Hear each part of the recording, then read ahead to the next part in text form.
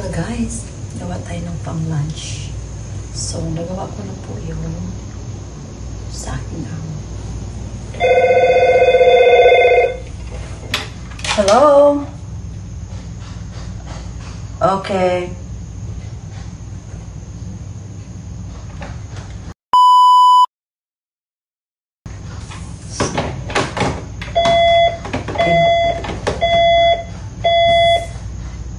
Once a year kasi, kailangan linisan ang heater at saka air condition. Ganyan dito sa US.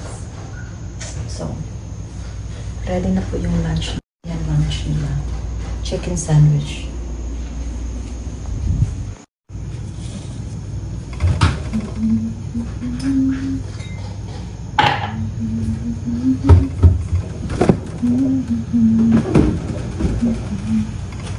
So, ito po iniinom ni Doc. Yan. 98 years old.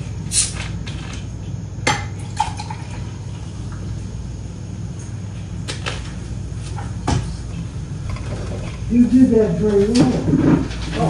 Up and back, but not at all. No problems. Yeah, well, easy enough, yeah. All right, so I'll be out there for a few more minutes. Take your time.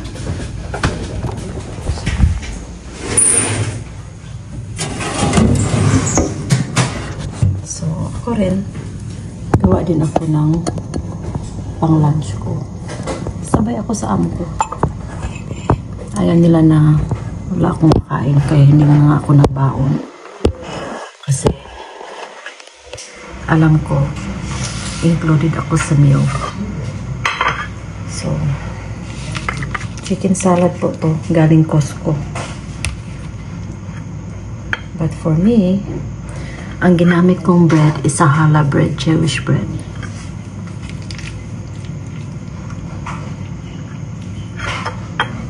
So, daming chicken, guys.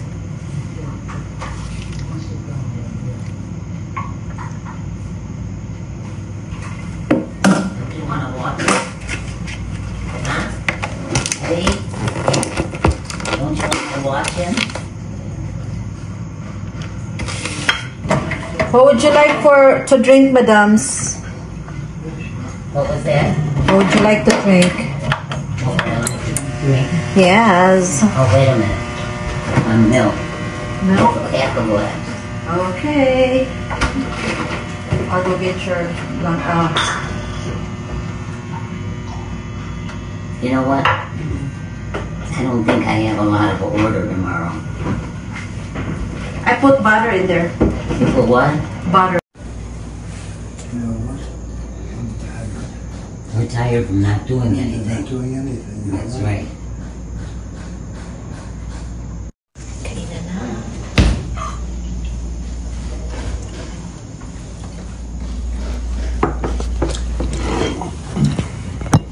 That's good. I should have done that. I can Well, toast it. Are you sure there's one more there? That way you can see the difference. Next time.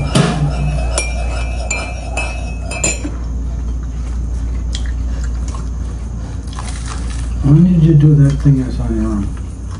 When did you do that? Me and my husband. Oh, It's like eternity until you die.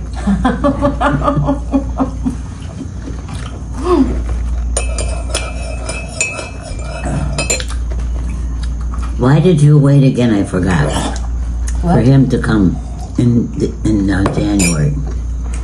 Oh, I have to be. You know, it's hard to come to the U.S. You know, they have to go to interview, this and that. So that's it takes so long. I regret it. I wish I did a fiancé visa, like my son did. A fancy visa? Fiancé visa. A fiance? It's less than a year. Why? It's faster that way. Oh. You mean instead of a wife? Really? Yeah. So husband will be here. He's gonna do the same to you. Yes, always. Sometimes I get annoyed. it wouldn't cost you Don't much. get annoyed. Thank you. I don't know. Yeah. When did you get this one? We were, Sonny, when did we you were get just this at one? Costco, honey. We went to Costco, remember? When we went? Yeah. Oh, really? Yeah, I picked one. Oh, for heaven's sakes. Dessert. I want chocolate in it. I'm a chocoholic. Chocolate was the biggest thing for us. My kids, they like the Oreo cookies. Oh my God, a lot of chocolate. So I'm walking by the hallway again, guys. It's a very lonely road. Diba? Nakakatakot din siya minsan. If you don't have God, noon hindi ko pa sinasapa palagi si Lord. I mean, sinasama na ko ni Lord, I know. Pero yung faith ko ba, it's very unstable. I'm so embarrassed. Yeah, yun ako noon. Hindi ko talaging i-acknowledge si Lord. I have the reason to. So, I have the reason. So, God will forgive me for that. So, ngayon, bababa ako. I'm gonna be in the elevator. Kasi,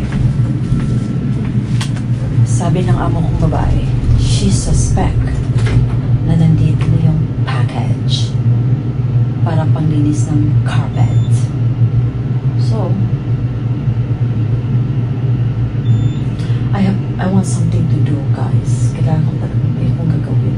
Kasi naluloko talaga ako sa 10 hours na walang trabaho. So, wala yung in-order niyang pang-carpet. So, I have God in my heart always. Ang dami kong kailangan i-ano sa sarili ko. Kasi, parang lately na wala ko sa sarili. Kasi nga na-scam ko. Na-scam ako ng more than 500,000 pesos. Kaya, nawa ko sa asawa ko. Kaya down na down. Pero nakikita ko pa rin yung pera na yun. Mahirap ma-scam, guys. Talaga yung nag-scam sa akin. They're very good. Pero sabi ng NBI, mga ano daw, mga gangster na scammer. So, ako na scam. I know. Lang guys, thank you guys for watching. It's another short video. Ganito lang buhay ni Manong Bay every day. I'll always be grateful. Meron mong mga balakid sa buhay ko ngayon, but everything will be okay. Yun ang talaga ang buhay. So, nothing is upside down talaga. We have to go to something heavy para ma-learn tayo. And I learned it a lot kasi nandiyan yung asawa ko. Thanks for watching. Yeah.